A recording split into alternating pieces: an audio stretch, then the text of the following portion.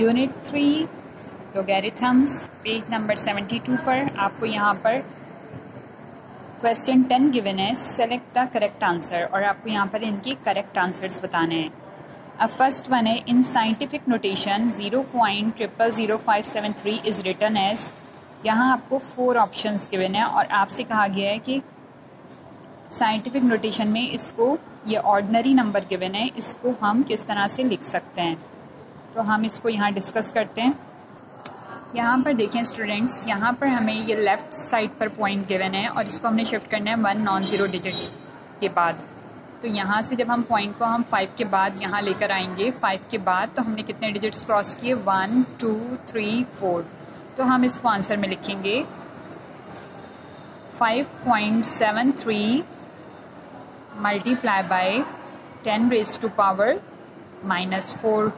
क्योंकि यहाँ पर लेफ़्ट से राइट पर पॉइंट को शिफ्ट किया है तो माइनस में वैल्यू आ जाएगी। तो आपका आंसर हो जाएगा 5.73 मल्टीप्लाई बाय 10 टू पावर -4। तो ऑप्शन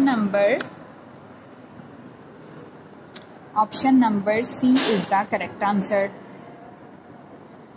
नेक्स्ट आपको गिवन है part, the characteristic of logarithm 5.723 is. यहाँ पर आपको इसकी बतानी है कैरेक्टरिस्टिक। तो ये हम डिस्कस करते रहे हैं कि अगर आपके पास डिजिट के बाद पॉइंट है तो मींस कि इसकी कैरेक्टरिस्टिक आपको 0 गिवन है। तो आप इसका आंसर लिख देंगे सी, करेक्ट है ऑप्शन सी, 0 कैरेक्टरिस्टिक है इसकी। Next one is the natural logarithm has the base.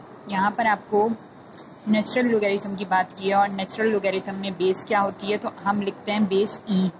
तो option B is the right answer. Next है आपके पास पार्ट 4, इसमें आपसे कहा गया है, ये आपको लोगैरिथमिक फॉर्म गिवन है और आपसे कहा है एक्स की वैल्यू फाइंड आउट करें। तो इसको हम डिस्कस करते हैं। ये आपको लोगैरिथमिक फॉर्म में क्वेश्चन गिवन है। जब आपको ये लोगैरिथमिक फॉर्म में गिवन है तो आप इसको फाइंड आउट करनी है अपने एक्स की वैल्यू, आप इसको कन्वर्ट कर देंगे एक्सपोनेंशियल फॉर्म में। तो 2 आप लिख देते हैं बड़ा करके नंबर, और इसकी बेस 2 हो गई। अब आपने एक्सपोनेंट इसका बना देना है 3 and is equal to x. ये इसका मेथड है सॉल्व करने का। अब 2 पे 3 मीन्स के 2 का एक्सपेंड कर दें 3 times is equal to x, और फिर 2 2 ज़ा 4 एंड 4 2 ज़ा 8। तो एक्स की वैल्यू आ गई आपके पास 8, मीन्स कि यहाँ पर आपके पास आंसर आ गया है 8। Option B is the right answer. 4th part का option B is the right answer. अब हम डिस्कस करेंगे पार्ट 5 को। पार्ट 5 में अगर आप चेक करें तो यहाँ पर आपको लॉग बेस में 5 है और फिर 3 गिवन है डिवाइडेड बाय दिस। तो इसके लिए हम पहले डिस्कस करेंगे पेज नंबर 59 पर आपको गिवन है चेंज ऑफ बेस इन लोगैरिथम्स।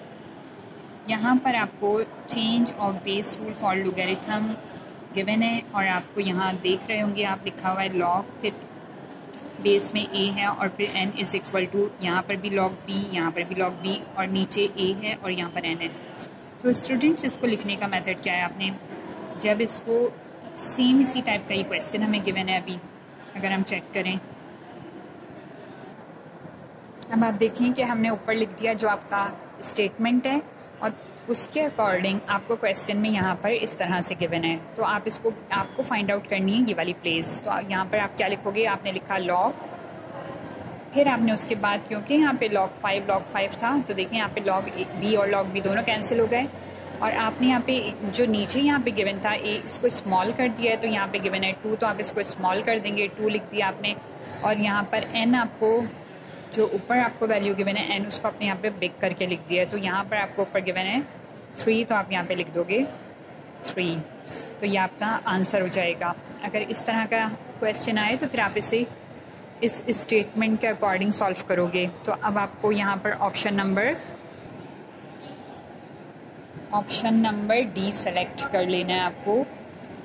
तो यहाँ हमारी एक्सरसाइज की जो क्वेश्चन नंबर 10 था उसके 5 पार्ट्स हैं, ये 5 पार्ट्स हमारे सॉल्व हो गए। आई होप कि आपको समझ आ गए होंगे क्वेश्चंस। Thank you.